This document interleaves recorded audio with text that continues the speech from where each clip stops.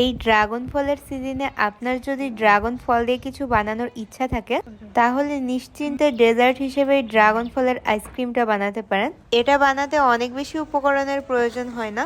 এটা বানানোর জন্য প্রথমে আমি হাফ কাপ হুইপড ক্রিমকে ভালোভাবে বিট করে নিচ্ছি। ক্রিমটা বিট করা হয়ে গেলে এর মধ্যে ধাপে ধাপে একটা মিশ্রণ অ্যাড করে নিব। এই মিশ্রণটা 1/3 কাপ দুধকে জ্বালিয়ে তার মধ্যে 3 চামচ চিনি ও 1 চামচ কর্নফ্লাওয়ারকে ঠান্ডা পানির সাথে মিশিয়ে তৈরি করা হয়েছে। মিশ্রণটাতে বলক উঠে আসলে এর মধ্যে যে কোনো এসেন্স দেওয়া যাবে। এরপর এটা মোটামুটি সহনীয় পর্যায়ে ঠান্ডা হয়ে গেলেই কিন্তু ক্রিমের সাথে মিশিয়েছি। আর মিশ্রণটাকে কিন্তু আমি একদম ধাপে ধাপে মিশিয়েছি। এটা মোটামুটি ভালোভাবে মেশানো হয়ে গেলে এর মধ্যে কিন্তু ড্রাগন ফল দিয়ে দিব।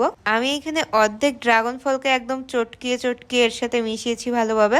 তার সাথে অর্ধেক ড্রাগনকে একদম চপ করে অ্যাড করেছি। আপনারা চাইলে কিন্তু কর্নফ্লাওয়ার আর দুধের মিশ্রণের বদলে এর মধ্যে কনডেন্স মিল্কও অ্যাড করতে পারতেন।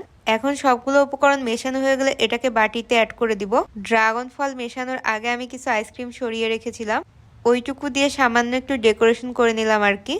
এরপরে চপ করে কেটে রাখা কিছু ড্রাগন ফল দিয়ে ডেকোরেশন করে নিলাম।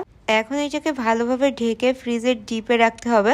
তারপর 7-8 ঘন্টা অপেক্ষা করলে আইসক্রিম একদম রেডি।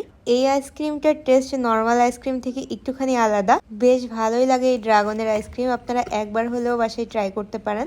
সব থেকে ইন্টারেস্টিং পার্ট হচ্ছে এটার কালার।